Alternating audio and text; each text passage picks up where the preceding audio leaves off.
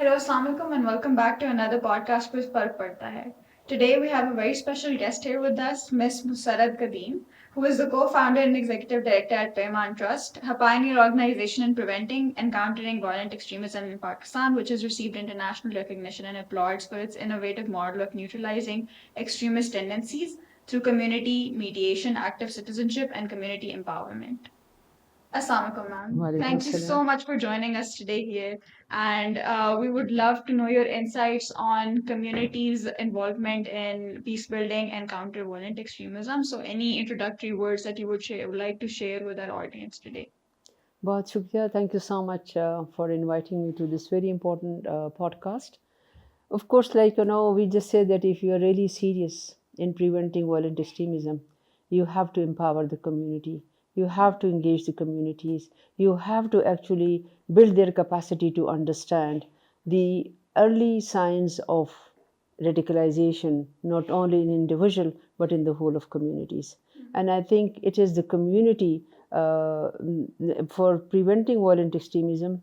The local communities are extremely important because you really need to leverage the local trust, the local the networks and the local dynamics and the local culture. Only then you will be able to address the issue of violent extremism effectively and sustainably. Hmm. So, while you were talking about empowering communities, through your extensive work, what are the root causes that you have identified, whether social, economical, that lead to that are the basic root causes of violent extremism in our society? I love this question. The reason for it is that I always say, and I challenge all those writers sitting outside the hot zones of violent extremism and just developing their research thesis, giving the root causes as poverty, as illiteracy, and stuff like that. I always tell that I think poverty, illiteracy, ignorance had been the features of these I think I would say areas who are hard hit by violent extremism today.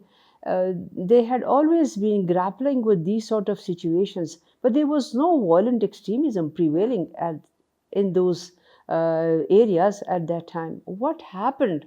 All of a sudden, that they have turned to be suicidal attackers, that they have turned to be ready to kill themselves and kill others and harm their communities, the families, and of course everyone around them, and of course in the state of Pakistan as well.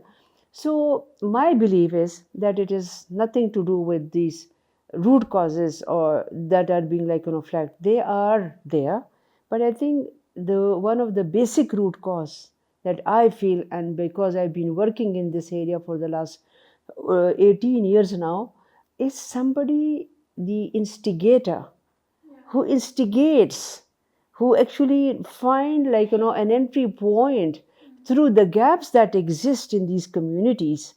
And that's why that becomes the root cause. Otherwise it is the instigator who is so influencer, the instigator who is so strategic, the instigator who is so well versed in communicating the grievances and building on those grievances, that all of a sudden we feel we have seen these waves of violent extremism, radicalization in those communities who were extremely peaceful, in spite of the fact that there was no justice, there was no opportunities, economic, social opportunities available to those communities, but there was peace. They were living in total harmony. It's really important to highlight that just because something exists in the presence of another thing doesn't mean that they're correlated necessarily. So we've talked about this on our podcast before also that there are many reports that correlate poverty and the lack of employment opportunities to directly being linked to violent extremism. But what we see is that there is poverty and lack of opportunities in other areas of the world too. But wherever we see that there aren't hidden agendas, we don't really see violent extremism, or we don't see that those communities are hit as strongly as ours are. So definitely there are other factors at work other than the ones that we read about and then the ones that we write about. So while we're on the topic of these grassroots communities, there are a lot of like work that is being done. We may or may not agree with the kind of work that's been being done, but this is a phrase that we hear a lot: countering violent extremism and work related to that. So, in your opinion, and all the work that you've seen being done, how do you think this is impacting peace building, and do you think that this is being done in a constructive and productive manner? I think, people have really, I think they are well intentioned when they carry out their work regarding violent extremism in the communities. But then, what type of work they are doing? This is important. And have we seen, a significant change in the attitude and behavior of those for whom that work is carried out? And the third one is, have we, yeah, still experiencing violent extremism, or no, we have been successful in preventing it either through kinetic means or through, of course, the soft power approach that is, of course, based within the community to use soft power approach to prevent violent extremism. So I think so far, I mean, my own experience is that unless and until you don't hit the, like you just said, the root cause of it, and one of the root causes is the total ignorance of the community regarding the religious text. And besides, the instigator, because the instigator comes strategically to target their ignorance, and it is not that they are poor, it is because they are total ignorant of the text of the Quran, and they they sell their narrative, which is definitely based within the context of the Quran. But the selected text that is taken out from the Quran is without, they narrate it without the context. Jihad in which situation? वो कहते हैं jihad is फर्ज, मतलब when you hear Fazlullah's sort of the speeches at that of that time, you will be so much influenced that without even referring to the Quran, you will say, yes, let me send my son, let me go myself, let me contribute to this jihad myself. Now the weakness on the part of the other side, that we were not strategic in our approach. We never tried to counter the narratives of the extremist groups. And because the people in the the community by and large are ignorant, because Arabic is not our mother tongue, it is not our first language, and definitely we don't even try to read the Quran with the translation. So whatever is being poured into our mind, particularly we are like a clean slate, whatever was written on our mind, that become part of our, we internalize that. And when we internalize it, and particularly the Pashtuns, are Pashtun letters, but Muslim first. This is what they are. Sometimes they do it the vice versa, that we are the Pashtun first and Muslim first. But looking at the way the whole Pashtun belt has become sort of have been radicalized, is because of that selected text of the Quran, that they were ready to kill, to be killed and kill others. So this is where actually I think we failed to address the violent extremism narrative effectively. It's very fair to say that the rogue elements have been taking advantages of the gaps in knowledge that we have in our community regarding religious texts. At the same time, I feel like it's a point of concern that we're not using our resources to fill that gap. Maybe try and educate our community more upon what those things mean in context of the Quran, so that other people can't exploit that text and make them feed their own narrative to them. And maybe we should introduce a counter narrative, which is the actual narrative that should be propagated.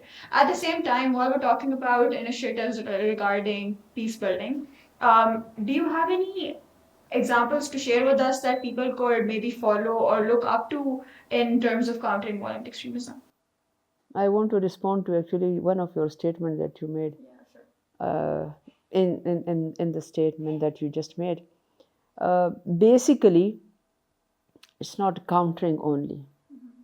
It's we need to provide alternate narrative, whether that is in the form of a text or alternate options, so that the root causes, so-called the root causes, like lack of economic opportunities, lack of education, and lack of understanding, and lack of that social cohesiveness. I think if we really want to build a narrative, it has to be built in that context. The other thing is alternate narrative to extremist narrative are based on these socio-cultural economic narratives, and the counter narrative within the context of the Quran should be based on the real text of the Quran, where jihad does not mean killing others. Jihad can only be carried out when actually the state announces a state of jihad. The state announces. So only then this becomes a obligation on the common individual and the common citizen to carry out that jihad. Jihad in this situation, when you are geared up to kill another Muslim and another human being, I think this is what we really need to be promoting through the social media, through our engagement with the communities, that you are killing not only an individual but the whole of community, as the Quran says. I think it is very important to understand the ground realities. People sitting in other cities and other parts of the country would never understand the dynamics of those areas which are hard hit by violent extremism. So developing a preventing violent, it is not CVE, it's PV. We are preventing. We can only prevent. We counter only when it has happened. Initially, you really need to work towards the prevention of it. And how do you prevent it? You prevent it by actually taking up a whole of community approach, a whole of society approach, where you actually develop vertical and horizontal networks, where you actually develop and build within the communities some structures that are well informed, that are well capacitated, that are so empowered that they can actually address the issues of violent extremism on their own within their communities. And I'll give you an example from my work. And it is, when we were working, we just understood that it's a very challenging work. It's a very threatening work, and unless and until you have the will, a very strong will. I think steel is a small word if I'm using the will of a steel like will. No, it's much more than that. Only then actually you can carry out the work, CVE, PVE specific work, not only conducting just a procession or holding on placard in your hands that we are building peace, or you are doing the sports activities. So we are actually we have brought people together, and sports is one odd activity through which you can do some of the peace building work. But when it comes to preventing violent extremism, you really need to know what are the early signs of violent extremism and radicalization in individual and the community. So it does not end up here that the signs are there. You really need to respond to it, how you are going to engage that radicalized individual and the radicalized communities to understand the negative impact of this radicalization on themselves and on their communities. So you need to carry out a sort of awareness raising at all levels in the communities. For that, you need to engage what type of people? People whose voices are trusted. And your voice also. If I'm just going there from Islamabad, as a woman who doesn't know anything about the Pashtun culture, who doesn't know what are the grievances of these people, how have they suffered, and what are the gaps that exist and how to address those, I will not be accepted. So I have to have I have to be one of them, to understand the ground realities. And the second thing is, what you really need to do for PVE, you need to have an integrated approach. Now, what is integrated approach? You need to integrate not only economic empowerment into your whole violent extremism, preventing violent extremism phenomena, but also you really need to actually integrate peace education as one of the aspect that can be carried out not only in the communities I'm not talking about community peace education. I'm talking about peace education in the educational institutions, because it is not only madrasas. And I think there is a misconception that it is the product of madrasas. We have de-radicalized more than 1,400 radicalized youth, and out of them, only 30% were were the product of madrasa. The rest of them were from the communities. So who influenced them? So this is actually, and then you really need to have a trust within the communities. So whatever I say, it is accepted. It is being and I'm trusted, and that's why the people will come to me. Then you have to have a community peace structure. Yeah. So, everything that you said, every sentence that you were speaking, I was resonating a lot with a lot of things, which is why my question next is going to branch out into several smaller questions that I want to ask. Firstly, you mentioned that we do not know the realities sitting here or even sitting out of Pakistan, developing these interventions and these programs for CVE, which you also corrected that it's important to use the correct terminology, that we can only counter once something is already happening and it's at the state level. So we should use the words preventing violent extremism. So at the same time, going into the communities and learning about the root causes and empowering and trusting these communities to come up with their own solutions, because I'm sure that these problems exist in those communities. They are their problems. They have ownership of these problems. So they already know that they need to, they already have solutions. And we should be able to empower them to come up with their own. While we're on the topic of this, I would really want you to elaborate further for our audience the strengths that this bottom-up approach has over the top-down approaches where we just design a policy and we're just talking about the implementation. Okay, actually, what I just said, the communities, they know they don't know the solution. You really need to actually build their capacity to, because they have never seen the type of violent extremism that started in those areas. When we would just talk to the mothers, have you seen any change in your son? So one of them would just come up with, yeah, but that had always been like this. But then we would just elaborate. Okay, what type of change was it? Is it attitudinal? Is he's become more aggressive and things like that, which are associated with the, of course, as early signs of radicalization. Then they definitely would understand and realize that yes, it has happened. And excuse me, and the same is the case with the communities. In the communities, there had been so much change taking place, but they did not realize that this change is not for the better. This change is for the worse. So you really need to educate them about the situation, and then definitely you really need to. It's a phenomena which is very new. I mean, and they had to learn. Okay, now if this is the situation with the son, how you are going to handle him. If this is the situation in the community, how you are going to address this issue. So you really need to educate them, and that's why I just said that for such a serious work, you have to have both the state and the communities working together, and then the solution definitely will come from the communities, and the communities are very effective because it is they understand better the realities of their their areas, and of course they have the local solution. Like I just said, our model is called it's one of the innovative indigenous model for preventing violent extremism. Why? Because we empower the same communities who were actually already radicalized.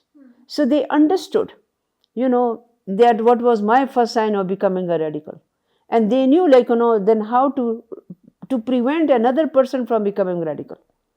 Oftentimes what happens is that whenever you come up with an initiative, whether it's about gender equality or whether it's countering violent extremism, especially when you're associated with an international organization, people view it with a critical lens. They're a little suspicious about your intentions. So वही तो बात है ना.